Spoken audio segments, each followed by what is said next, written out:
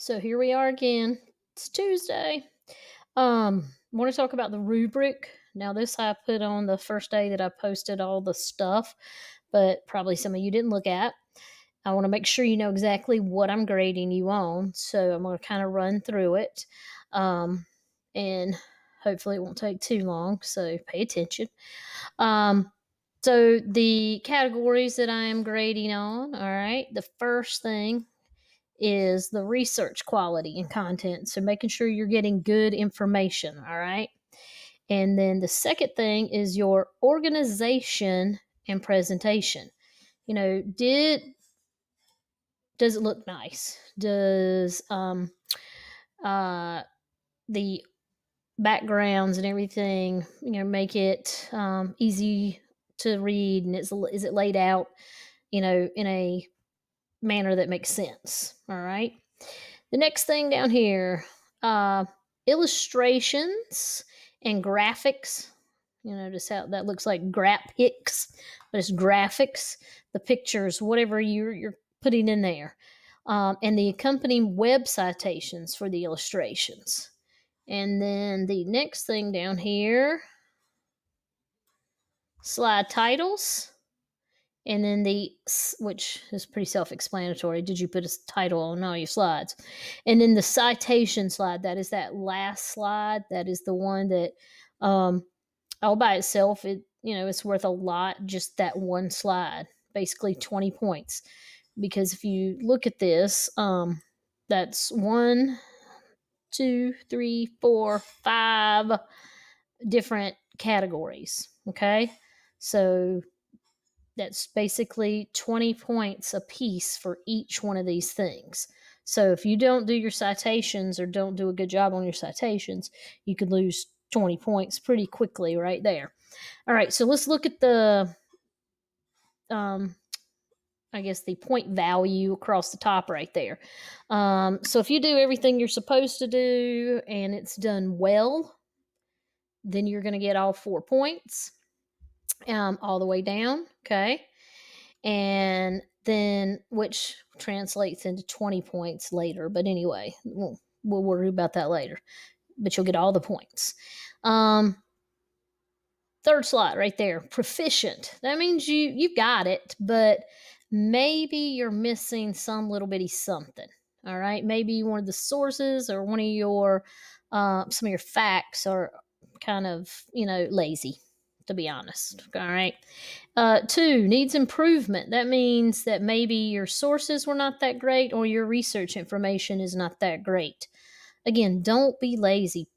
Fill that slide up. All right. Now, don't make it so tiny that I can't read it, but put some good, relevant information on there. All right.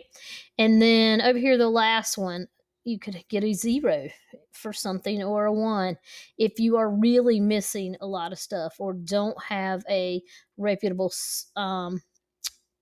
source there. So make sure you do all those things. Moving on down, organization and presentation. There's not a whole lot I can say about that other than, did you plan it out? Does it look like you just threw some facts on there?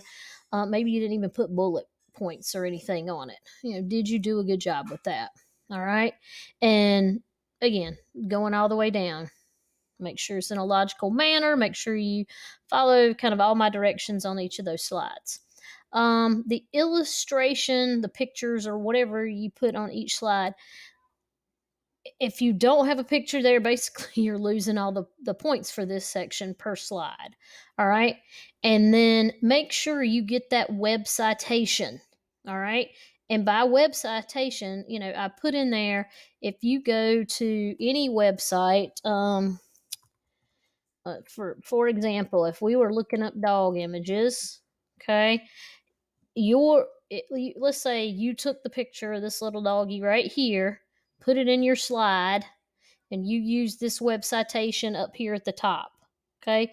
If you use this, notice I'm going all the way to the top so you can't see it. The Google blah, blah, blah, blah. That's wrong. That is not a proper web citation. That is a search engine citation. That is not what you're doing. You have to actually go to the page where this little dog can be found. Okay. And this is apparently a a hypoallergenic dog. There it is. This would be the page where I would get that. And this up here, thegoodhousekeeping.com, is that web citation. That is what I need right there. All you have to do is copy that and put it underneath the picture, either in a small text box, or if you can get it small to fit neatly under the picture, you can do that.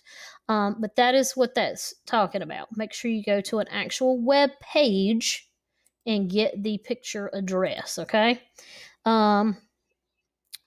Slide titles, again, can't really put it any simpler than make sure that all slides have an appropriate title, all right?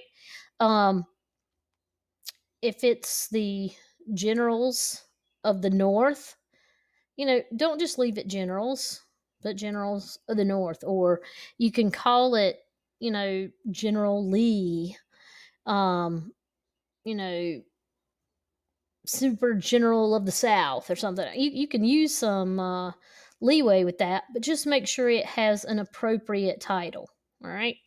The citation slide, again, I can't talk about this enough. Citations are probably the most important thing on this whole project, other than making sure you're not cheating and just copy and pasting stuff.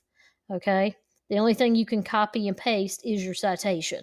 Don't copy and paste your facts. Put them in your own words, and do not copy and paste other stuff. Make sure it's in alphabetical order. All right.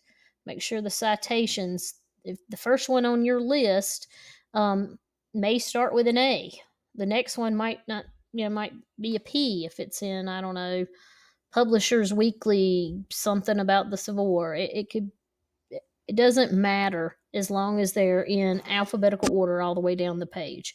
And if you don't understand what I'm talking about with that, I am going to post another example of that.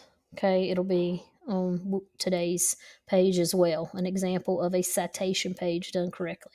Anyway, not much else to say. That's your quick rubric discussion. If you have questions, again, send a Google Hangout message. I get those really quickly, and I'm here if you need me. Okay.